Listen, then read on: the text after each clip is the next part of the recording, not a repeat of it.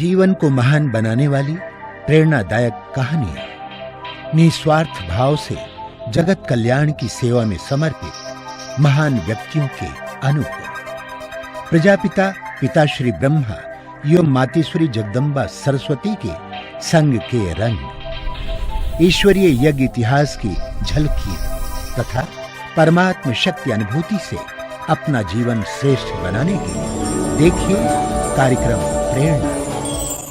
दीपक देता है रोशनी फैलाने की प्रेरणा, फलदायी वृक्ष देता है देने की प्रेरणा, मधुबन देता है महकते रहने की प्रेरणा, महान व्यक्ति देते हैं जीवन जीने की प्रेरणा। आओ प्रेरणा से दें हम सभी को प्रेरणा।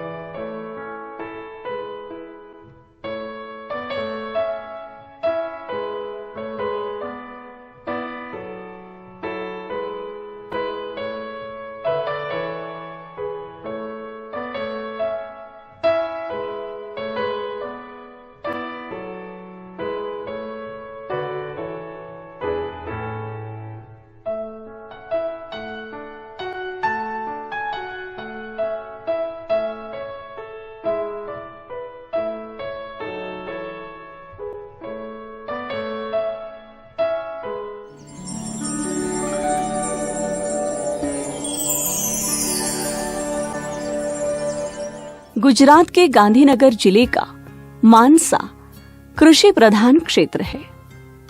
मानसा के ब्रह्मा कुमारी ईश्वरी विश्वविद्यालय की मुख्य संचालिका है आदरणीय प्रभा दीदी जी। आपका जन्म 1959 में मुरादाबाद उत्तर प्रदेश में एक शिक्षित परिवार में हुआ। आप बचपन से कला प्रेमी एवं संगीत में विशेष रुचि रखती थी। सत्य की खोज में आपको 1965 में इस ईश्वरीय ज्ञान की प्राप्ति हुई। ईश्वर सत्य है और वो एक ही है। इस ज्ञान ने आपके मन को छू लिया।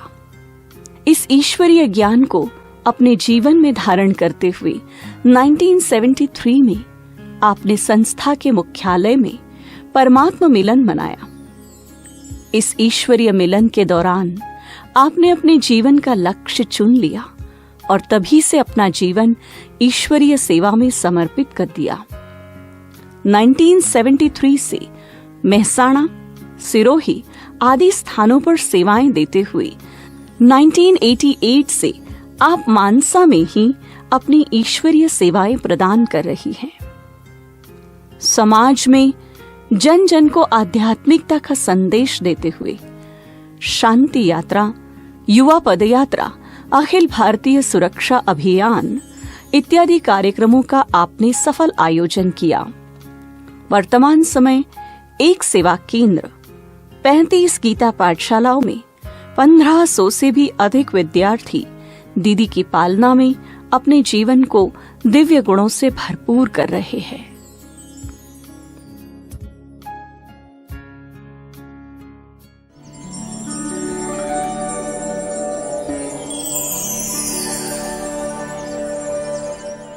जब मैं 8 साल की थी तब मुझे ज्ञान मिला। मेरे पहले लौकिक मामा जी ट्यूशन करने जाते थे। उन्होंने ज्ञान सुना। ज्ञान सुनने के बाद आकर घर पर बात करी तो दादी जी ज्ञान में चले। दादी जी लौकिक में ज्ञान में चलने के बाद उन्होंने कहा ज्ञान तो परिवार के लिए बहुत अच्छा है। फिर मदर फादर ज्ञान में चले। मदर फादर ज्ञान में चलने के बाद घर के अंदर हमारे गीता पाठशाला शुरू हुई।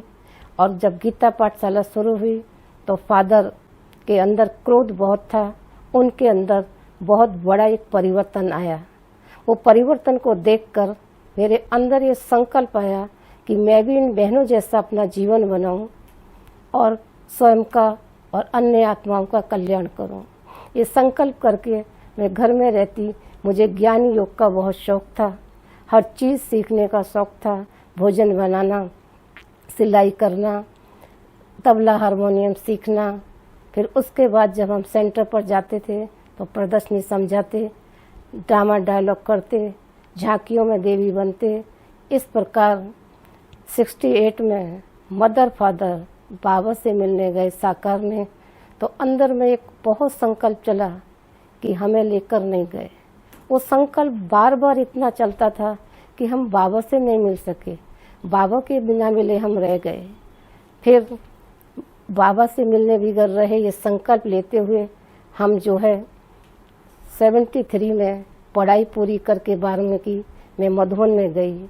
जब मधुबन में गई तो मधुबन में मैंने वो प्यार इतना देखा, शांति मिली और एक अंदर में जो अभिलाषा इच्छा थी कि मुझे बाबा से मिलना है, तो मैं सबसे पहले फ्रेश होकर, आबू में उस टाइम पर बहुत ठंडी थी जून महीने में, फ्रेश होकर बाबा के रूम में गई और बाबा के सामने जब बैठी तो मुझे ऐसा एक अनुभव हुआ कि जैसे बाबा मेरे सामने साकार में आकर, ना मालूम वो साक्षात्कार था या क्या था ये मुझे मालूम नहीं, बाबा ने आकर मुझे कहा, बच्ची बाबा सदैव तुम्हारे साथ है, हर समय बाबा तुम्हारी मदद करेगा, लेकिन तुम बाबा के ज्ञान को भूल गए, ड्रामा याद है।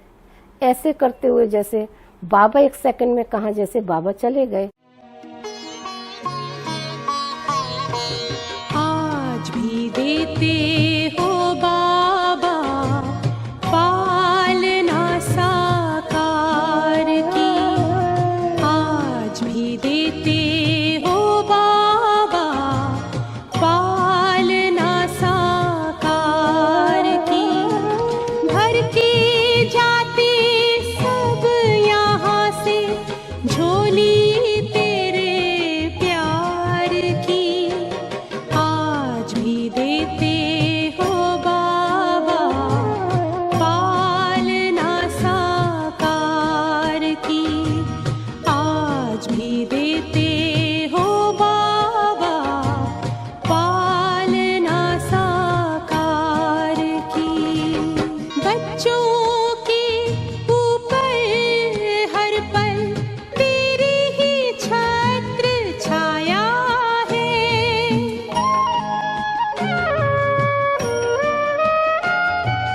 साकार कहाँ अव्यक्त कहाँ, कोई ना अंतर आया है, तुमसे पाई दृष्टि हमने, दृष्टि हमने, दृष्टि हमने शिव निराकार की। दीदी से मिले, दीदी ने इतना प्यार दिया, दीदी ने टोली खिलाई। फिर बस दादी जानकी जी का क्लास था, फिर दादी जानकी जी का क्लास किया तो दादी जी ने कहा कि देखो, अगर कोई अपने दिल की बात अगर आपको सुनाता है तो कभी भी किसी को वो बात नहीं सुनानी चाहिए। क्यों? क्योंकि वो आपके ऊपर विश्वास रखता है। अगर आपने वो बात किसी को सुना दी तो समझो आपने उसका विश्वासघात कर दिया। वो बात सुनकर मेरे दिल को ऐसी लगी, मैंने जीवन में ये संकल्प किया कि कुछ भी हो जाए मैं कभी भी कोई बात किसको नहीं सुनाती। कैसे भी कोई बात करता है तो मैं अंदर में समा लेती हूँ, बिंदु लगा देती हूँ, कहाँ भी बातों का वर्णन नहीं करती, क्योंकि दादी जी का वो शब्द बार बार मेरे कानों में गूंजता रहता है कि किसी का भी विश्वासघात नहीं करना।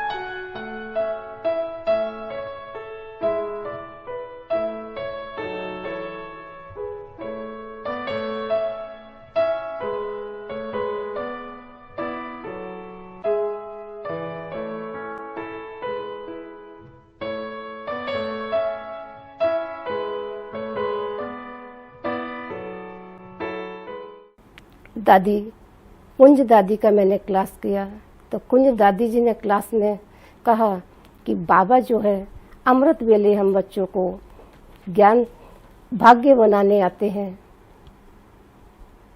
सकाश देते हैं तो कभी भी अमृत वेला मिस नहीं होना चाहिए। फिर दादी जी ने एक बात सुनाई। दादी ने कहा, हम बहुत छोटे छोटे थे, सिंध कराची में रहते थे, तो बाबा अलग कोठी में रहते थे।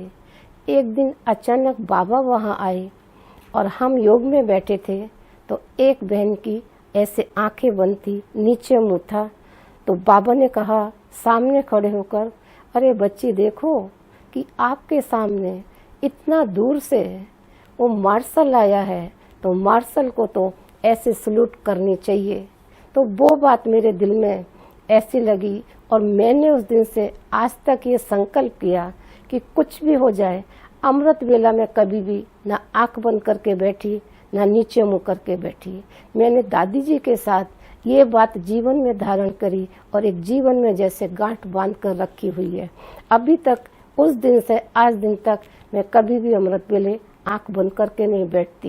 ये याद करती हूँ सामने वो बाबा आया है, सकाश दे रहा है और मुझे शक्ति दे रहा है और मैं आंख नीचे बंद करके बैठूं।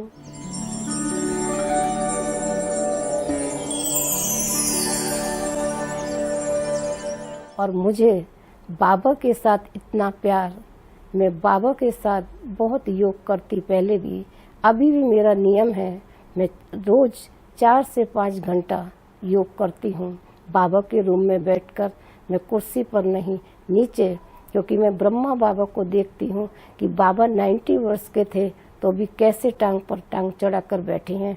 तो मैं उसी बैठक में बैठकर बाबा के सामने मैं योग करती हूँ और मेरे साथ में रहने वाली बहनें भी इसी तरह योग करती हैं। और कोई दिन मैंने अलार्म नहीं लगाया और सुबह बाबा हमेशा मेरी 2:45-3 बजे आँख खोल देता है और मैं उठकर फ्रेश होकर बाबा के रूम में बैठती हूँ। तो मुझे बाबा की खूब मदद है। बाबा हर रीति से मेरे अंग संग है, सदा बाबा साथ है। दादियों का प्यार, दादियों का अनुभव जो मेरे जीवन को अंत तक मेरे साथ है और अंत तक रहेगा।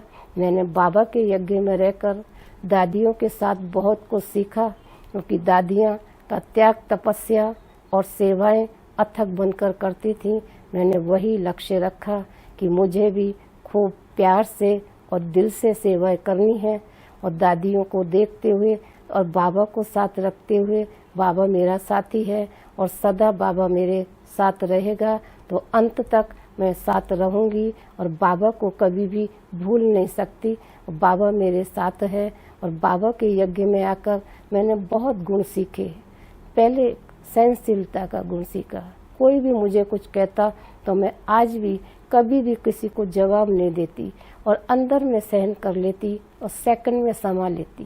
सहन करने के बाद ये नहीं कि मुझे अंदर अंदर संकल्प चले या मेरा मूड ऑफ हो या मुझे फीलिंग आए, नहीं, क्योंकि मुझे बाबा का एक वरदान याद है कि बाबा ने पहली बार मुझे वरदान दिया कि बच्ची तुम खुश नसीब हो। तो मैं सदा खुश रहती हूँ।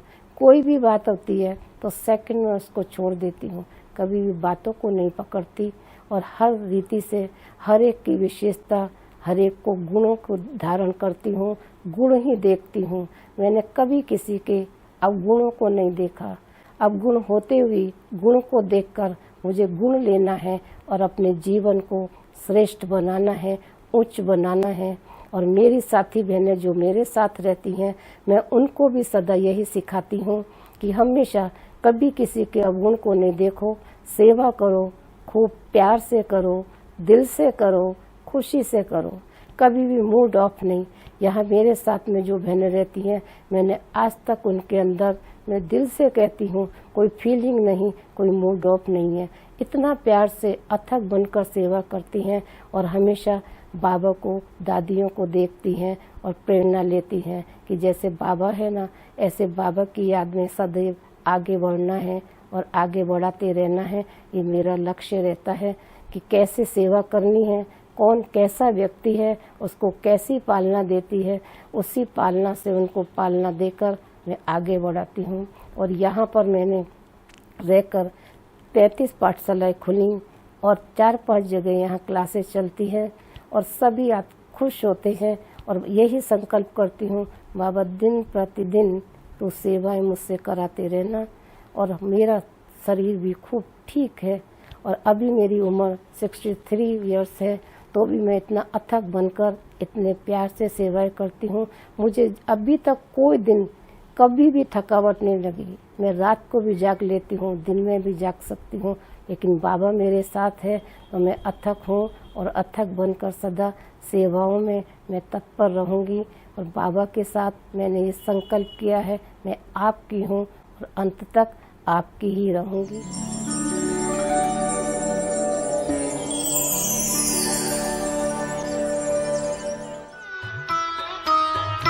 मधुबन कितना मधुर मधुर है, मधुबन कितना मधुर मधुर है, सदा ये आँखों में छाया है, सदा ये आँखों में छाया है। दिल वाला मधुबन का बाबा, दिल वाला मधुबन का बाबा दिल में समाया है। मधुबन कितना मधुर मधुर है, मधुबन कितना मधुर मधुर है। परम पिता शिव रोज यहाँ आकर ब्रह्मा के तन में, परम पिता शिव रोज यहाँ आकर ब्रह्मा के तन में, मुरली की मीठी मीठी तान सुनाते, मुरली की मीठी तान सुनाते, नैनों से छलका सागर का प्यार, नैनों से छलका सागर का प्यार, भूलता है नित्य नया रंग, भूलता है नित्य नया रंग। बच्चों के जीवन में दिल वाला मधुबन का बाबा, दिल वाला मधुबन का बाबा दिल में समाया है। मधुबन कितना मधुर मधुर है, मधुबन कितना मधुर मधुर है। मैंने अपने जीवन में बचपन से ये धारणाएं की हैं। एक तो ये बात कि कभी किसी को कोई बात का वर्णन नहीं करना, चिंतन नहीं करना है, दूसरों की कभी बुराई नहीं देखनी है, हर एक के जीवन से अच्छाई देखनी है और अच्छाई को धारण करनी है और शुभ भावना शुभकामना रखनी है। और ये मेरा प्रैक्टिकल एक अनुभव रहा कि मेरे साथ में एक बहन थी, वो हमेशा मैं कितना भी अच्छा काम करती थी तो वो मेरी हमेशा कुछ ना कुछ बुराइयां निकालती रहती थी और बुराइयां निकालती रहती थी। तो मैंने जब बाबा से सामने बैठकर ये अनुभव करा कि बाबा ने कहा, बच्ची ये इसकी बुराई नहीं, आपके अंदर कमी है, तो मैंने अपने आप को चेक किया कि उसके प्रति मेरी भावनाएं चेंज थी। वो तो भले मेरी बुराई निकालते थे लेकिन अंदर से मेरी भावना उसके प्रति चेंज थी कि बाबा ने कहा तुम हर उसके प्रति शुभ भावना रखो। तो मैंने ये उस संकल्प लिया है, कैसी भी आत्मा हो उसके प्रति मैं शुभ भावना रखती हूँ, श्रेष्ठ भावना रखती हूँ। तो वो आत्माएं अभी आगे से आके मेरे से मिलती हैं और कहती हैं हमारे से ये भूल हुई। तो हर एक के प्रति मेरी शुभ भावना, श्रेष्ठ भावना, श्रेष्ठ कामना रहती है, जिसके अंदर आज मुझे इतनी सफलता मिलती कि जैसे मेरी हर बात बुराई में निकालते थे, हर बात में मेरी बुराई करते थे, वो सामने से आके कहते नहीं बहन जी आप तो बहुत अच्छे हैं लेकिन हम गलत सोचते थे आपके लिए कि आप ऐसे हो। तो बाबा ने जो कहा है ना, आप शुभ भावना रखो तो उसका रिटर्न आपको जरूर मिलता है। तो मैंने जीवन में ये धारणा की है कि कैसी भी आत्मा हो उसके प्रति मुझे शुभ भावना और शुभ कामना ही रखनी है। जिस शुभ कामना और शुभ भावना से कैसी भी आत्मा है तो सामने वाली आत्मा भी ये अनुभव किया कि परिवर्तन हुई और मेरे आगे आकर उसने माफ़ी मांगी कि ये भूल हुई, अब कभी भी मैं आपको ऐसे नहीं कहूँगी। तो मैं हमेशा शुभ भावना और शुभ कामना रखकर चलती हूँ और चलती रहती हूँ।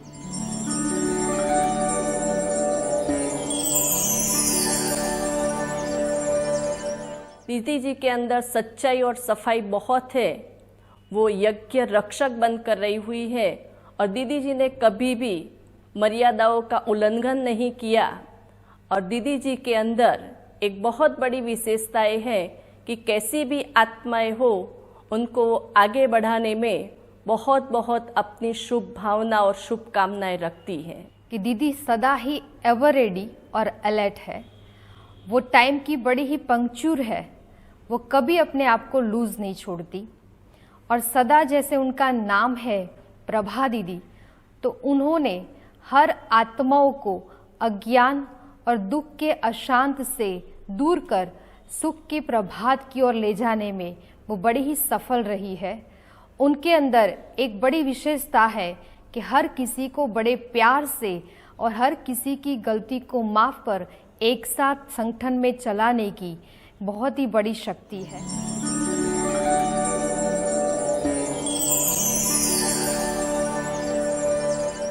दीदी जी किसी की भी गलती को क्षमा कर सबको आगे बढ़ाने का भाव रखते हैं। दीदी जी सबके साथ सहजता से, कुशलता से, प्यार से रहते हैं और हमको भी सिखाते हैं कि तुम लोगों को भी लौकिक परिवार में सबके साथ ऐसे ही रहना है और किसी के भी साथ गलती हो जाए तो उसे क्षमा करना, ये हमको सीखना है और सिखाना है। कि जैसा उनका नाम है वैसे ही उनके गुण हैं। उनके आसपास हमने हमेशा शांति और सुख की प्रभा देखी है। उनके अंदर जो देवी गुण देखे हैं वो हर बार हमें देवी जैसी नज़र आती है। वो हमारी म्यूनसिपालिटी में अनेक प्रोग्राम में आई है। सब लोगों ने उनके जो गुण है उसके बखान किए हैं। हर बार वो हमको शांति और सुख की फरिश्ता दिखाई देती है। क्योंकि दीदी ने जो दिया है दुनिया में कोई नहीं दे सकता। भगवान तो देता ही है, लेकिन दीदी निमित्त बनी है। और दीदी से मैं ये चाहती हूँ और मुझे प्रेरणा भी मिली है कि मैं भी अपने आने वाले भाई बहनों के साथ इतना ही प्यार से और स्नेह से मिलजुल के रहूँ, उनको आगे बढ़ाने की दीदी की जैसी पालना में मैं भी पलती रहूं और दूसरों को भी ऐसी पालना देती रहूं।